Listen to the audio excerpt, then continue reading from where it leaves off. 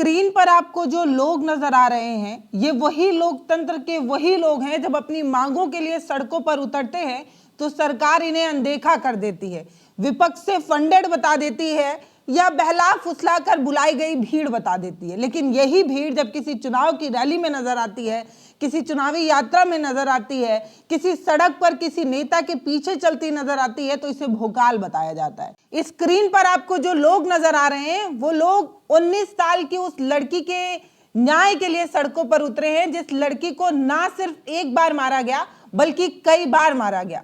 कई बार सरकार की लापरवाही की वजह से मारा गया, सरकार की अनदेखी की वजह से मारा गया और सिस्टम की लापरवाही की वजह से मारा गया। मैं उत्तराखंड के उसी अंकिता भंडारी केस के बारे में बात करना चाहती हूं जिस पर न्यूज चैनल बात करने को कतई तैयार नहीं है। नोएडा में बैठे वो तमाम बड़े टीवी चैनल जो 24 घंटे खबरों दिखाने की बात करते हैं, उनके टीवी चैनल से खबर जो गायब है उसी पर चर्चा करनी है।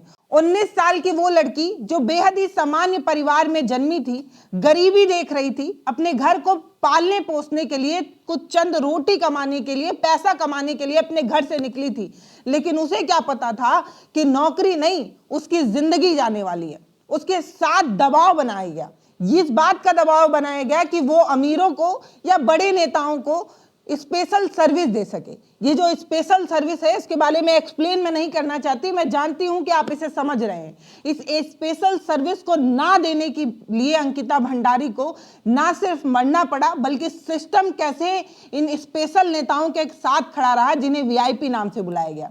ये वीआईपी कौन है जिसके बारे में अभी तक पता नहीं चल पाया है। सरकार अपनी पीठ थपथपा रही है, ये कह रही है कि देखिए ना, जैसे ही लड़की की बॉडी मिली हमने तो होटल गिरवा दिया, हम किसी को बर्दाश्त नहीं करते हैं क्योंकि हमारा 56 इंच का सीना है। ये जो 56 इंच का सीना है, उसी सीने के पीछे ऐसे तमाम गद्दार नेता कह लीजिए या ये कह दे कि ऐसे वीआईपी पलते हैं जो छोटी मासूम लड़कियों के साथ खेलना चाहते हैं, उनके जिस्म के साथ खेलना चाहते हैं। बहुत कड़े शब्दों में मैं ये कहना चाहती हूं कि जो सरकार अपने आप को सबसे ज्यादा संस्कारी पार्टी बताती है, जो पार्टी इस बात का दावा करती है कि उनके पार्टी में तमाम इज्जत वाले, वफादार, बहुत ही ईमानदार प्रवृत्ति के विधायक लोग रहते हैं, उन्हीं से मेरे को पूछना है कि कुलदीप सिंह सेंगर से लेकर अब ये विधायक साहब या ये कह दें कि इस तरीके से वीआईपी को बचाने की कोशिश हुई, वो वीआईपी कौन है जिसके बारे में अभी तक पता नहीं चल पाया है। ये वीआईपी कौन था जिसको स्पेशल सर्विस ना देने की वजह से अंकिता भंडारी को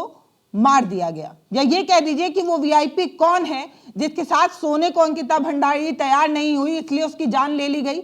अब ये सवाल इसलिए भी ज्यादा जरूरी हो जाता है क्योंकि हम बेटी पढ़ाओ बेटी बढ़ाओ वाले देश में स्लोगन टंगवाते हैं हर चौराहे पर, लेकिन जब एक बेटी की अस्मिता की बात आती है, उसकी जिंदगी की बात आती है, जब उसके साथ खड़े होने की बात आती है, तो हमारी पार्टियां, हमारे पार्टी के तमाम बड़े लोग जो है वो चुप्पी साध लेते हैं। अंकिता भंडारी वाला केस यूं तो बहुत पुराना है, लेकिन इन्हीं के पार्टी के तमाम लोग जो है वो सामने निकल कर आ रहे हैं। ये जो स्क्रीन पर आप लेटर देख रहे हैं ना, ये लेटर नहीं है, ये इस्तीफा पत्र है। जिनके अंदर अभी भी इंसानियत और मानवता जिंदा है ना, जो आज भी ये बात समझते हैं कि बेटियां किसी के घर की हों वो बेटी होती है। महिला सबके घर में, किसी के घर पत्नी के रूप में है, किसी के घर बहन के रूप में है, किसी के घर माँ के रूप में है, महिलाएं तो सबके घर है ना। अब जो इस बात को समझ रहा है कि अंकिता भंडारी सिर्फ एक नाम नहीं है बल्कि उत्तराखंड की वो लड़की है जो बेहद ही ईमानदार प्रवृत्ति की लड़की थी, जो इस बात को समझती थी कि ईमानदारी की रोटी क्या होती है, वो किसी के आगे झुकना नहीं जानती थी, जिसने स्पेशल सर्विस को सीधे ना कहा था, उस लड़की के साथ किस तरीके की चीजें की गई। ये जो पूरा मामला है ना, ये मामला इसलिए सरकार के सानिध्य में चलने वाला वो रंगीला खेल है, इसलिए इसे कहा जा रहा है क्योंकि शुरुआत से ही इसमें बहुत कुछ हुआ, शुरुआत से ही इसमें बहुत कुछ छुपाने की कोशिश हुई। मैं फिर से कह रही हूं कि जब जांच हुई थी, जब व्हाट्सएप चैट में किसी वीआईपी नेता को स्पेशल सर्विस देने की बात कही गई थी, 3 लोगों को पकड़ा गया, लेकिन उस वीआईपी नेता का नाम क्यों नहीं सामने आया था, बताइएगा जरा। जब आप ये कह रहे हैं कि आप बड़ी ईमानदारी और बड़े पाक साफ से अंकिता को न्याय दिलाना चाहते हैं, तो ये बताइए कि जब पूरे परिवार वाले, माता पिता, रिश्तेदार, विपक्षी पार्टी के लोग सीबीआई की मांग कर रहे हैं, तो आप ये एसआईटी बनाकर क्या नौटंकी कर रहे हैं। मतलब इस एसआईटी ऐसा क्या जांच कर लेगी जो सीबीआई नहीं कर पाएगी। और अगर आप बहुत ही ईमानदार थे तो ये बताइए कि जिस रूम में अंकिता भंडारी रहती थी, उस रिजॉर्ट का वो रूम, उसे रातों रात बुलडोजर से क्यों रौंद दिया गया, उस रूम को क्यों गिरा दिया गया? क्योंकि उस रूम के बेडशीट से कुछ सबूत मिल सकते थे, उस रूम से कोई जानकारी निकल सकती थी, उस रूम से उसी वीआईपी नेता का नाम निकल सकता था, उस रूम से कुछ ऐसे लोगों का नाम निकल सकता था जो आपके बहुत चहेते हैं। ऐसा नहीं है तो बताइए कि रातों रात बुलडोजर चलाने का क्या मतलब है? हालांकि इस पूरे मामले में दो धड़ा नजर आ रहा है। एक वो जो सरकार के तलवे चाटने में माहिर है, या ये कह दें कि अपनी पार्टी के तमाम बड़े नेताओं का नाम कैसे ले लें। अब आपके बड़े बुजुर्ग अगर गलत निकल जाएंगे या आपके कोई बड़ा गलत काम करने लगेगा तो बच्चों की क्या ही मजाल कि वो कुछ बोल पाए।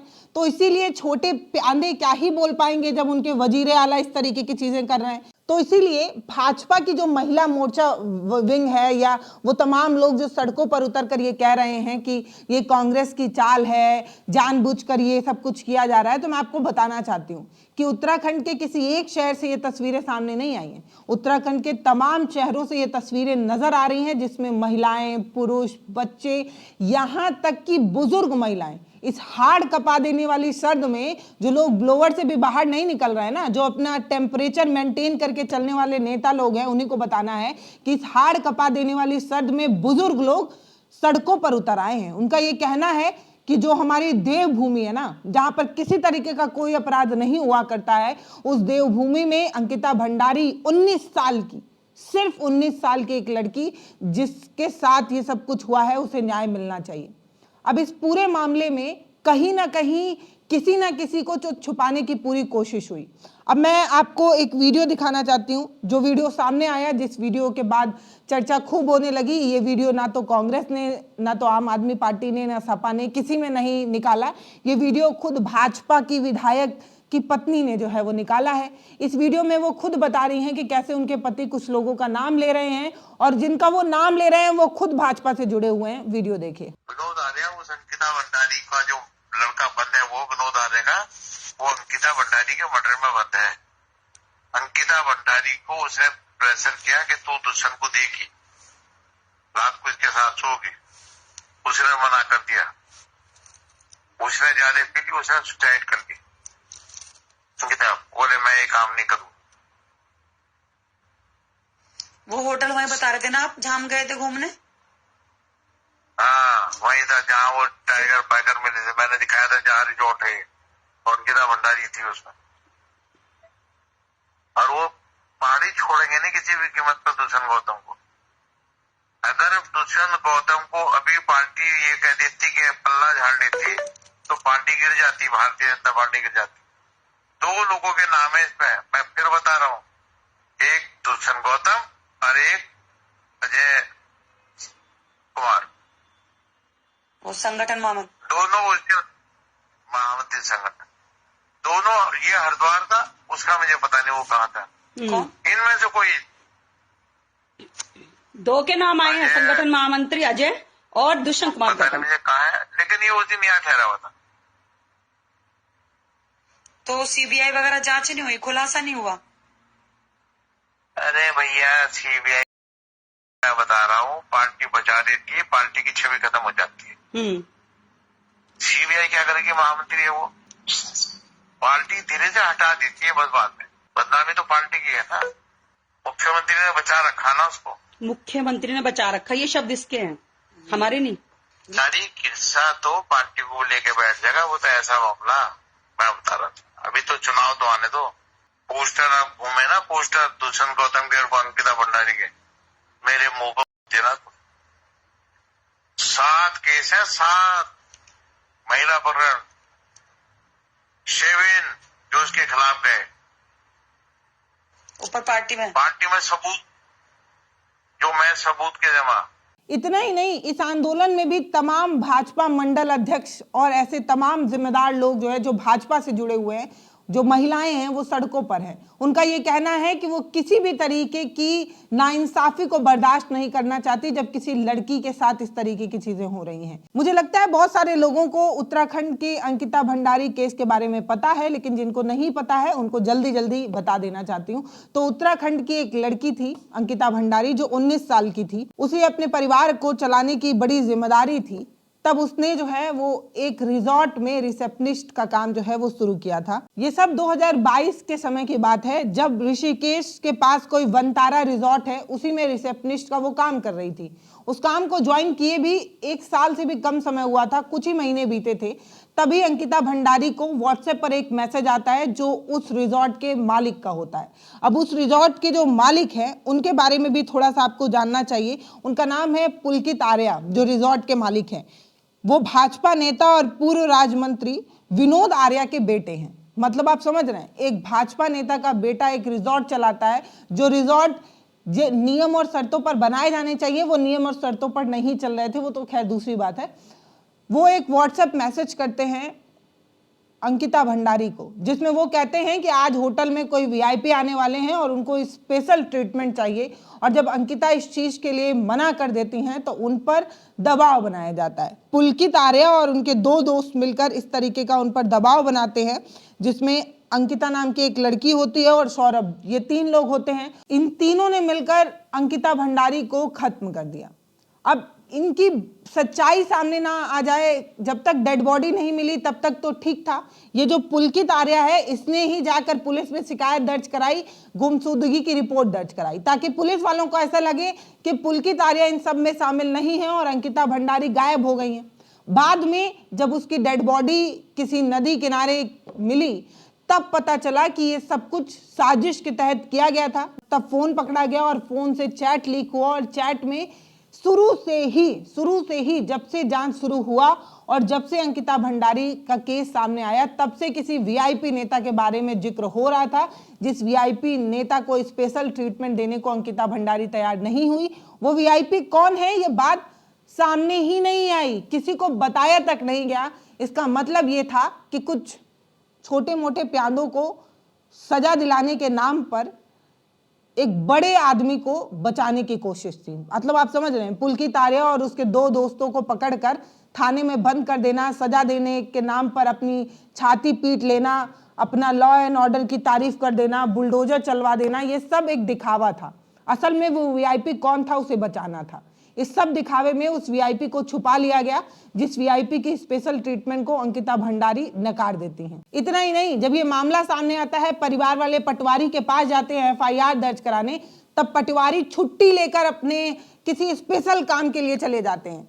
आराम से समय दिया गया ताकि पुलकित भाग सके, और उन्हें भगाने में कहीं ना कहीं सिस्टम की पूरी कोशिश रही।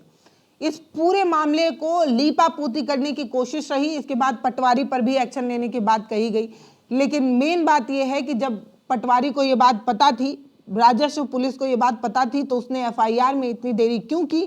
क्या वो पुलकित को भगाने और सबूत मिटाने की कोशिश कर रहे थे? अगर एफआईआर दर्ज हो गई होती, अगर उसी समय सब कुछ सही से हुआ होता, तो शायद उस रिजॉर्ट के उस रूम को बुलडोज नहीं किया गया होता, शायद उसे धराशायी नहीं किया गया होता। मुझे लगता है जानबूझकर या कहीं ना कहीं ये सब कुछ सोच समझकर किया जा रहा था। अभी अंकिता भंडारी की बॉडी मिलती है और उसी दिन रात में, देर रात में उस रिजॉर्ट का वो रूम जो है वो बुलडोज कर दिया जाता है, जिस रूम में अंकिता भंडारी रहती थी।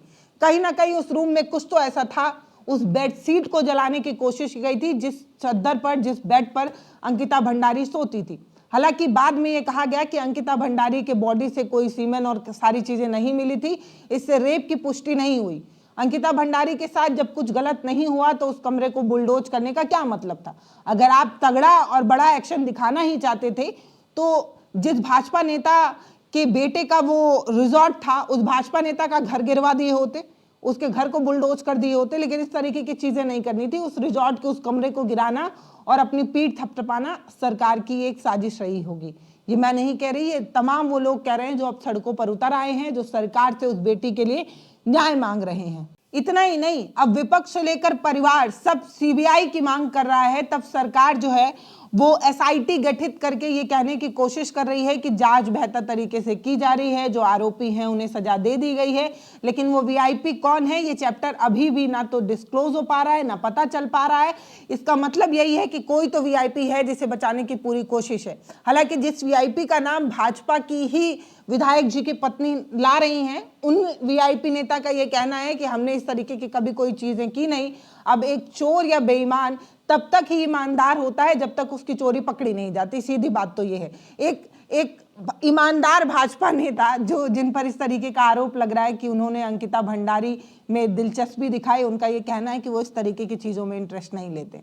फिलहाल ये खबर अभी तक के लिए तो इतनी ही है, लेकिन आप हमें कमेंट सेक्शन में लिखकर बताइए कि सरकार और सिस्टम जब किसी गरीब की बेटी को, या ये कह दें कि सरकार या सिस्टम किसी एक मामूली सी लड़की को न्याय देने के लिए जब मुकरने लगे, तो क्या लोगों को सड़क पर नहीं उतर जाना चाहिए? अब जब लोग सड़क पर उतरते हैं तो इसे विपक्ष द्वारा फंडेड बताया जाता है, और जब कुछ पत्रकार इन्हीं मुद्दों पर सवाल करते हैं तो उन्हें विपक्ष से फंडेड बताया जाता है। सच किसी को सुनना नहीं है, और सच सुनने में सबको जोर आता है। लेकिन हमारा काम है आपको मुद्दे की बात बताना, वो खबरें जो आपसे छिपाई जा रही हैं वो दिखाना। आपको ये खबर कैसी लगी वो आप हमें कमेंट सेक्शन में लिखकर जरूर बताइएगा। वीडियो को शेयर जरूर करिएगा, चैनल को सब्सक्राइब भी करिएगा। बहुत धन्यवाद।